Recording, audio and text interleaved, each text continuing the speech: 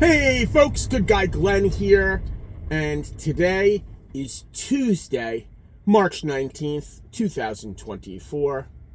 I'm in Brick, New Jersey. I guess you could call this home time. As you know, I was supposed to go home and see my daughters play last weekend, and it didn't happen. And I guess to make up for it, the company sent me a home load to go home, but I'm under load, and I don't have a hotel booked, so I'm staying in a truck.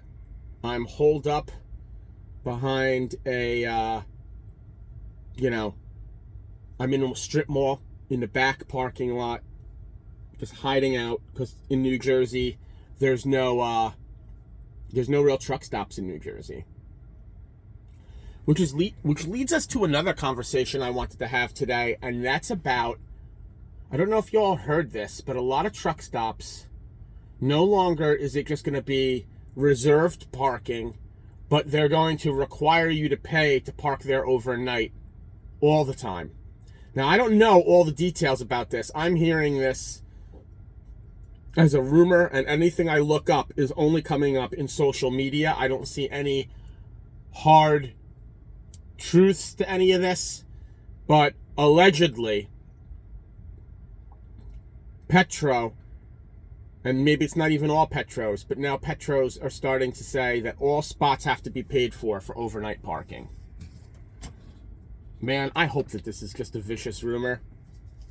Because if you think about it, if your company is not going to pay for you to park the truck, this business isn't going to be worth paying $22 a night anywhere. Think about what that's going to cost you every night while you're out.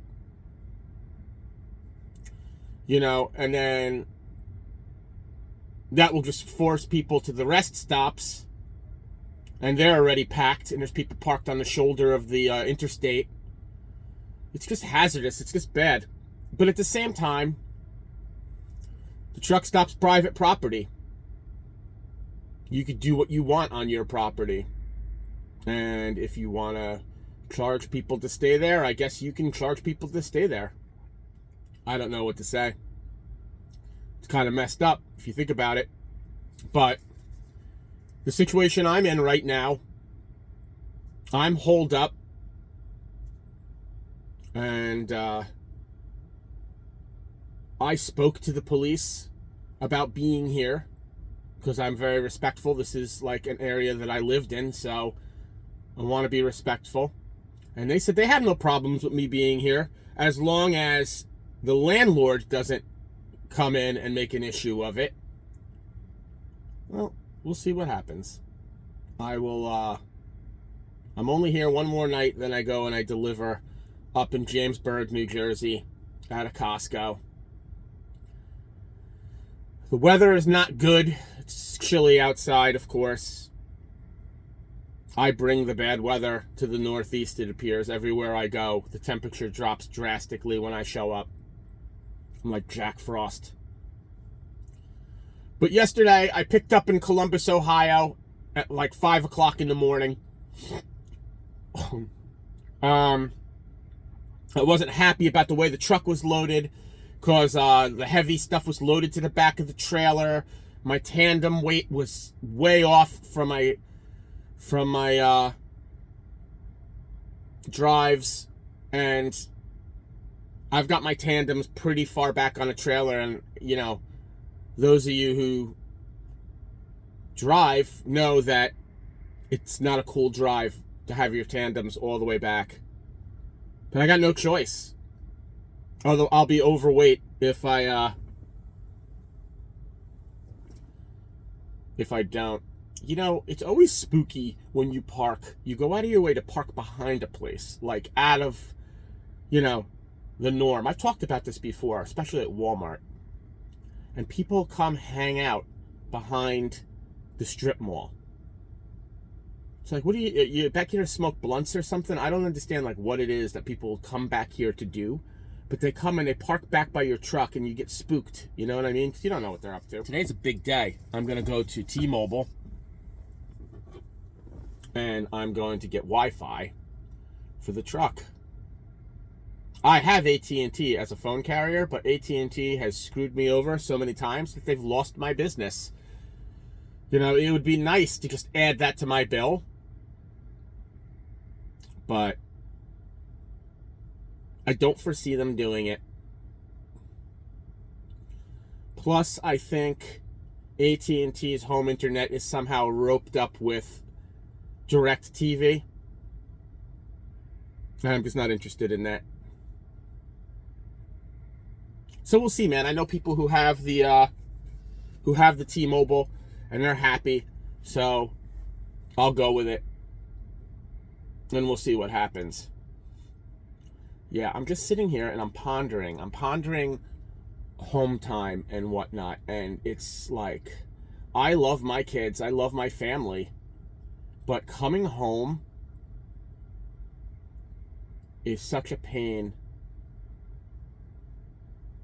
It's like almost not worth it in the long run. I'm just watching other trucks drive through this parking lot. It's very weird. Yeah, it's almost like not worth it. You come home, you have emotional stressors. You're glad to see your family, but then you think you're only really here for hours. And then you're gone again. And then you have to get accustomed to being apart from them all over again. And I think that's the hardest part of this job. When people ask me, the hardest part of this job is that. And I've said this over and over again. When I was a young man and was in the service, I was in the Marine Corps, you'd go on deployment and it's just what it was. Also, when you're on deployment, we didn't have cell phones.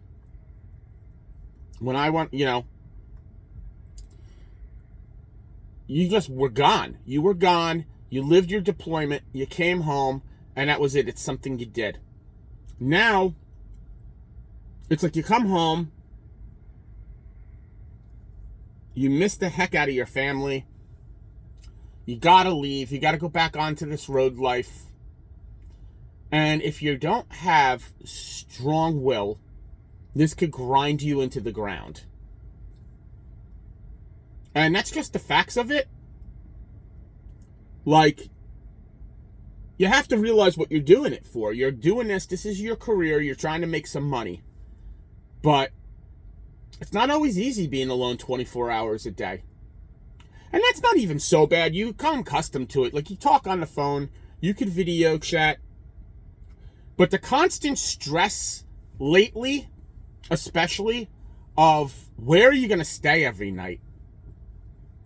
This is crazy, man.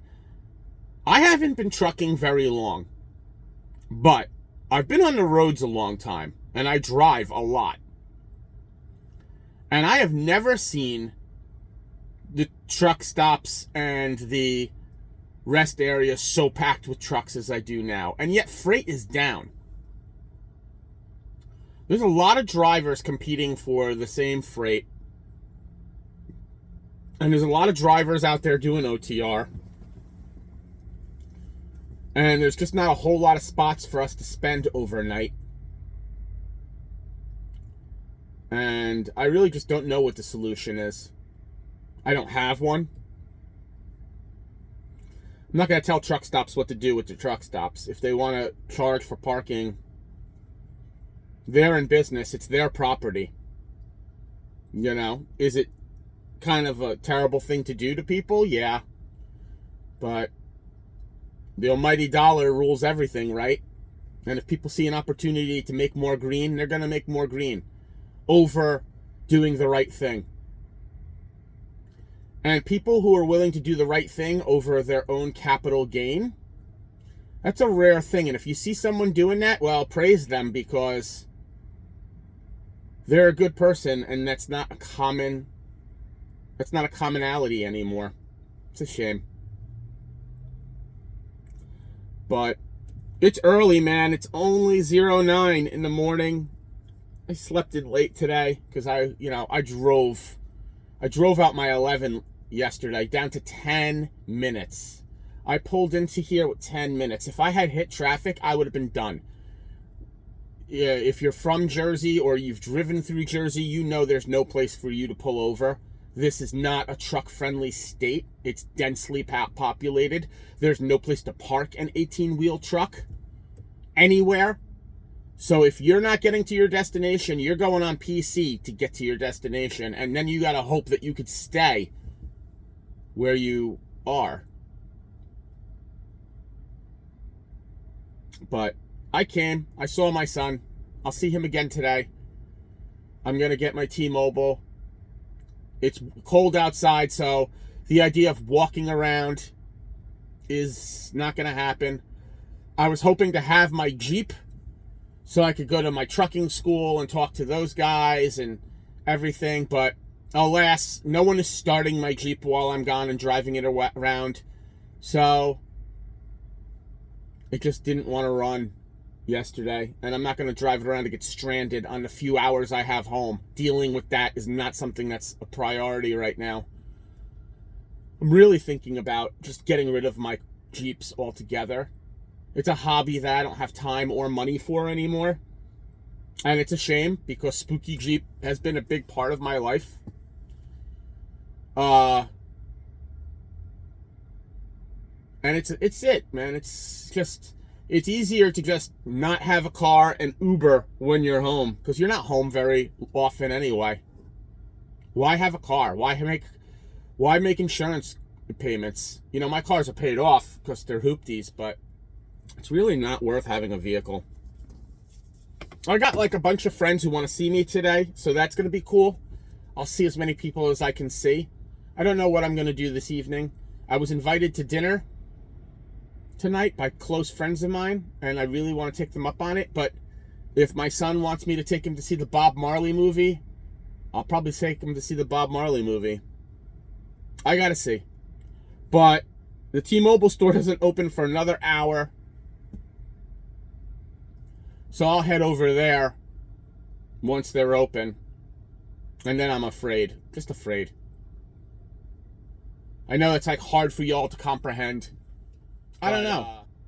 I've become very socially awkward. I'm a very social person, but I don't know. It's just something that's going on with me, man. I got this physical shake in my hands that people are often curious about,